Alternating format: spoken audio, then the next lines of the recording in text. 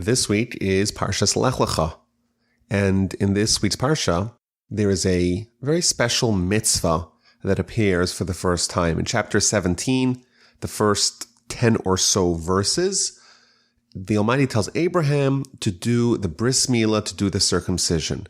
Now, this mitzvah is significant for several reasons. First of all, it's the first mitzvah given to Abraham. Prior, all we have is what's called the Noahide laws that are not limited to Abraham and Abraham's descendants, but are universal. They're given to Noah. They're given to all of humanity. This mitzvah is the first mitzvah that's given specifically to the Jews. Of course, there's going to be many, many more throughout the Torah, but only Abraham and his descendants are commanded to do their circumcision. So that's, of course, noteworthy. Moreover, it's the first mitzvah done to a child. It's the initiation into the nation. Only later on does a child start doing other mitzvos. It's the sort of the characteristic attribute of our nation. Later on in Genesis, we're going to meet Jacob and his sons, and there's going to be an episode where the leader of the city of Shechem wants to marry the daughter of Jacob. And the sons of Jacob come and tell him, well, we can't intermarry with you because you're uncircumcised and we're circumcised. And indeed, in many other Jewish sources, Jews are classified as being circumcised and non-Jews are being classified as not uncircumcised. And also in this mitzvah, it's interesting, throughout Jewish history has been banned many, many times. In the 2nd century before the Common Era, Antiochus, he banned it, and that contributed in part to the Hasmonean rebellion and the story of Hanukkah. In the 2nd century of the Common Era, the Emperor Hadrian, he too banned it, which led to the revolt of Bar Kokhba, in part. And even in the Soviet Union, in the most recent century, it was prohibited. And even today, I would say that's still being attacked, it's still being misrepresented as being barbaric. There's various attempts to ban it. There's something about this mitzvah that is emblematic of our nation and is a flashpoint between us and our enemies. So what's so special about this mitzvah? If you think about it, it's a minor surgery. You don't even need, the mohel traditionally wasn't even trained as a physician. We know today that it makes a man less susceptible to various diseases. But obviously, it's got to be something. There's something more. What's the deeper meaning behind this mitzvah? So there's a Talmud in the book of Nedarim. The book of Nedarim deals with the laws of vows. But on page 32, there's a whole discussion about this mitzvah. I want to read to you some of the citations from this Talmud. So the first teaching is Tanya Rabbi Omer, Rabbi Judah the Prince. He said, Gedola Milah. This mitzvah of Bris Milah, this mitzvah of circumcision is great. You don't have anyone who was as committed to fulfilling the mitzvos like Abraham. However, he was not called perfect only with respect to the mitzvah of Bris Milah. And it quotes the verse, chapter 17, verse 1. This is Parsha. Hishalech lefanai v'hiyei samim. God tells Abraham, by doing the mitzvah of Bris Milah, you should walk before me and be perfect, which seems to imply that prior to the mitzvah of Bris Milah, Abraham was imperfect, and the mitzvah of Bris Milah made him perfect. And even though Abraham, he did mitzvahs more than anyone else, still he was not perfect until doing the mitzvah of Bris Milah. So I think there's a few important points here to flesh out. So it seems like there's a contradictory statement. It's talking about Abraham. Abraham was so perfect. He did so many mitzvos. Yet, the verse says that he was imperfect until he did the Bris Milah. So was he perfect or was he imperfect? It seems that there's conflicting positions on that issue. Moreover, in which area, which arena was Abraham perfect and where was he imperfect? Where did this imperfection lie that the Bris Milah is coming to fix? And once we understand where he was imperfect and in what area his imperfection was, we have to ask why. Why does that render someone imperfect? And moreover, why did Abraham, who, like we said, he did mitzvahs more than anyone else, why did he not address this imperfection? There's a few thoughts to think about. Let's continue on to the continuation of that said Talmud in the book of Nedarim. Davar Achar, continues the Talmud. Gedola Milah, the Bris Milah, the circumcision mitzvah, is great.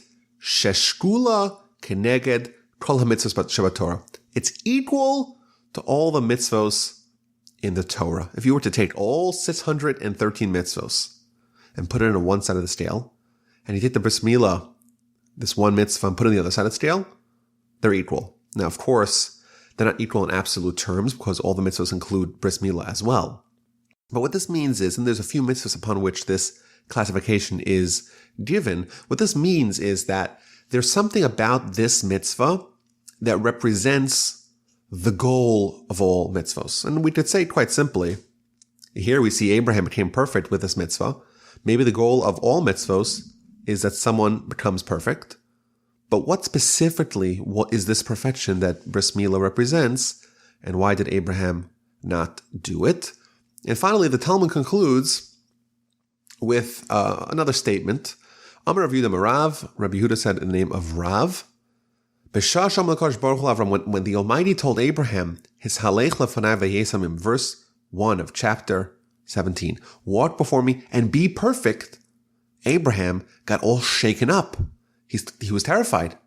And he said, wait a minute, I've been working so hard to achieve my perfection. Maybe there's some blemish that I have. Maybe there's some aspect of my character that's not perfect.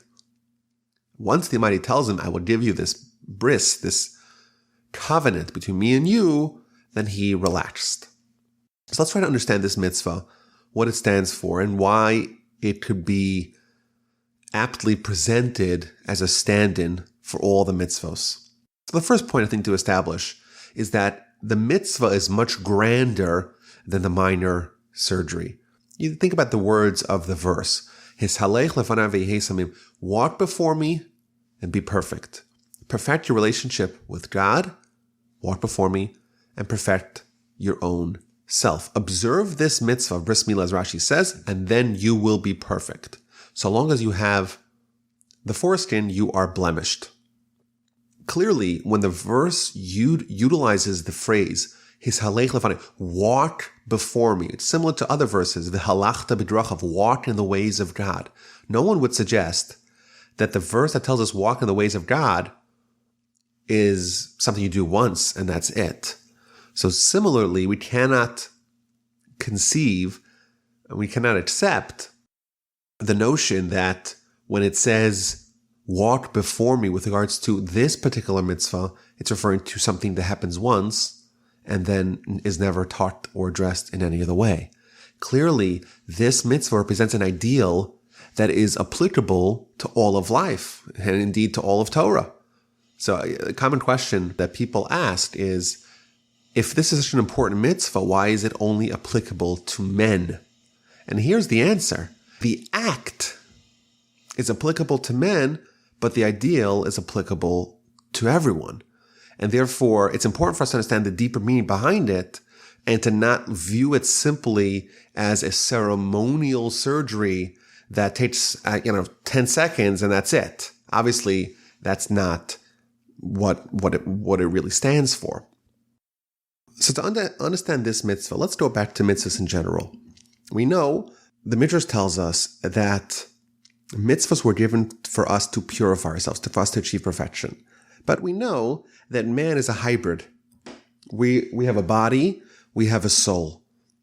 Which of these two are mitzvos addressing? So simply would say, this is what we're trained to think, is that mitzvos, well, they're spiritual. And the soul, well, it's spiritual.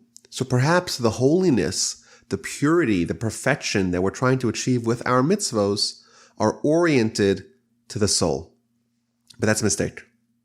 The true answer is that mitzvos are about perfecting what is mundane, the body, of transforming what was previously unholy into being holy. It's utilizing the power of the soul, but using it to influence and transform the body. Now, this is not something we're used to thinking about, but I think there's other paradigms to explain it. So let's try to understand this same idea from a different perspective. Traditionally, we say that there's two worlds. The Jewish people, well, there's many worlds, but there's two realms. There's the spiritual realm, and then there's a physical realm. Like we talk about Olam Haba, this next world. It's a spiritual world.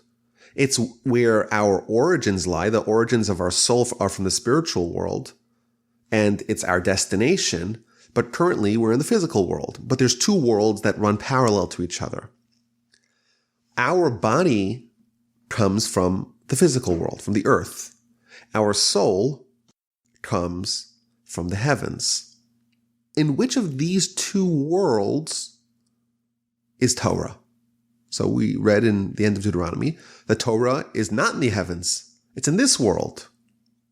What that means is that the Torah is not in the spiritual world. The Torah comes from the spiritual world, but it's brought to the physical world. It's brought here to fix this broken world. We talk about tikkun olam, fixing the world, which is a tagline that it could be applied to the Jewish life perspective. It's about Torah. Torah is there for tikkun olam, fixing the world, which implies the world's broken. Well, which world is broken? It's our world that's broken. The spiritual world, well, that's by definition, it's not broken. And similarly, we're told that man is a small world, olam katan. And just like in the big world, there's two elements. There's the spiritual world, the spiritual realms, and there's the physical realms. And Torah is there to fix the physical world that's broken. In our mini world, in ourselves, we too have a body and a soul, which parallels the spiritual world and the physical world. And just like Torah is in this world to fix this world, Torah and mitzvos are there to fix and the body. Now, to be clear, our soul can get impacted and sullied and need to be fixed as well. But as a general rule, if you were to say, what is the goal of Torah? What's the point of mitzvahs? What's the perfection that mitzvahs engender? The arena in which it operates is the body. Now, Abraham, of course, knew that. And indeed, the Talmud testified that there was no one who worked harder in mitzvahs than he did. And it's a big question. Wait a minute. How is he still imperfect? But the Bible tells him, no, you still are imperfect. There has to be, in this world, in this body, in the physical realm, there has to be something tangible and palpable that actually manifests itself physically to represent this bind between man and God in the physical world and underscore the bilateral relationship that Hashem is our God and we will be his people. Yes, Abraham achieved all the perfection, but Abraham did not have a physical sign to actually take the ideal and of course, Abraham knew that it was to perfect his body, but to take it a step further and say, not only that, we're going to make a monument in the physical realm of this ideal. And thus, the mitzvah of Bris Milah, yes, of course, it's a minor surgery that happens once, and that's it. Of course. But what does it represent? It represents perfecting the physical, uplifting the physical, of making a bind and a sign for God in the world that is still corrupted, in the world that demands fixing. And if you think about a lot of the ideas that are discussed with regards to this mitzvah, it dovetails really nicely with this central point. So first of all, people claim that circumcision is mutilation. The Almighty gave us a perfect body. Why would we change it? And we say no. The Almighty gave us an imperfect body, an imperfect world, and thus we have to apply the principles of Tikkun Olam to fix it.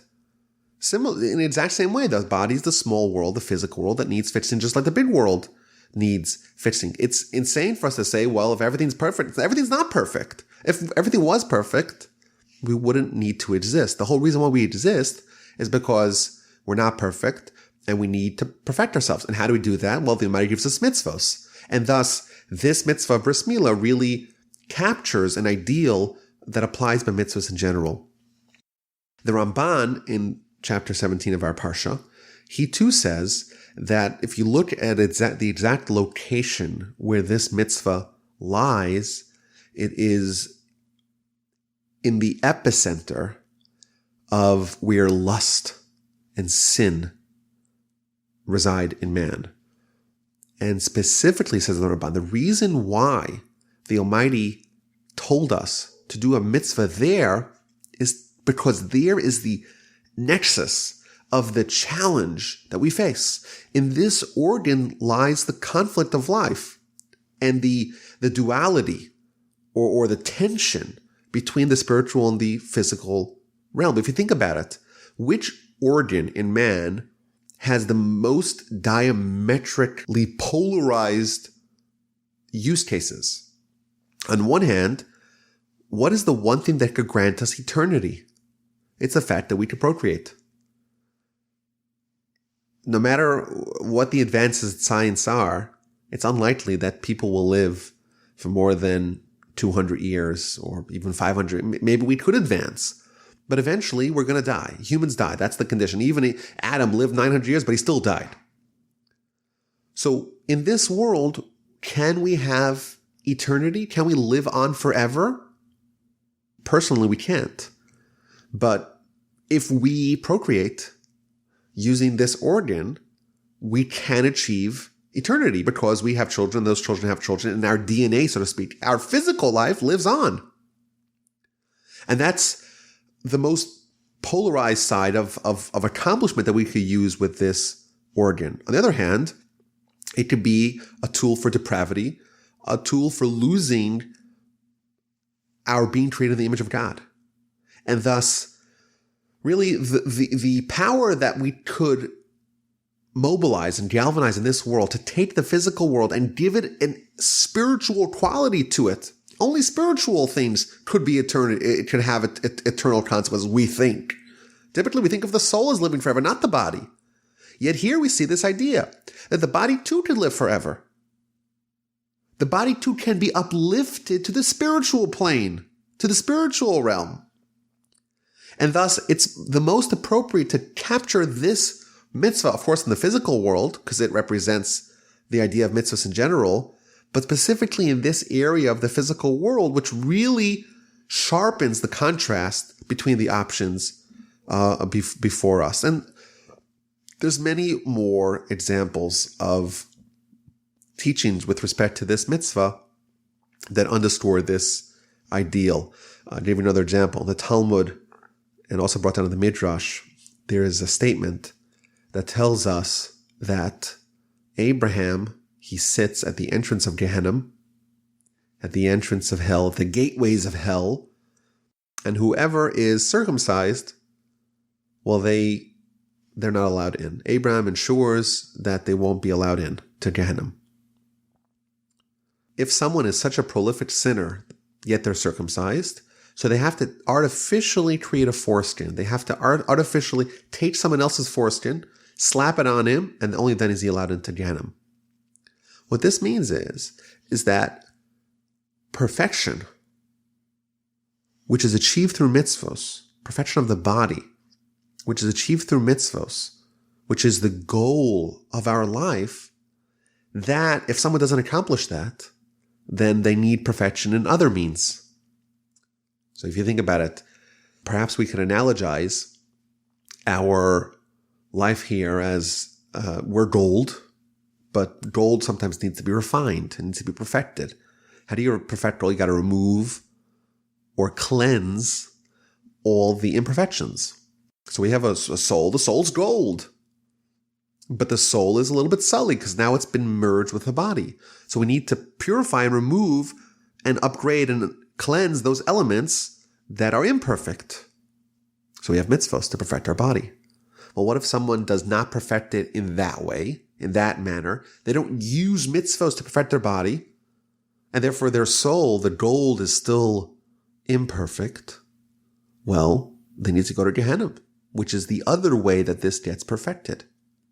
That is the crucible that cleanses the gold in a more difficult way, but the gold will be cleansed. Well, if someone upholds the ideals of the Bris Milah, Abraham's going to say this person doesn't need to go into Gehenna. Not that they don't deserve it. They don't need it because they have achieved perfection. And thus Abraham will say, wait a minute, this person has a Bris Milah. Not that they physically are circumcised. That's not the point. The point is that they are upholding this ideal, this paradigm of what the Bris Milah represents to perfect their body and thus achieve harmony, body and soul. There's only pure gold. You don't need to be purified any other way. And lastly, there's another interpretation of this mitzvah, which again does follow this line of reasoning, and that is revealing the crown. There's two aspects of the mitzvah of Bris Milah. There's number one, actually removal of the foreskin. And number two, it's peeling back the skin and revealing the crown.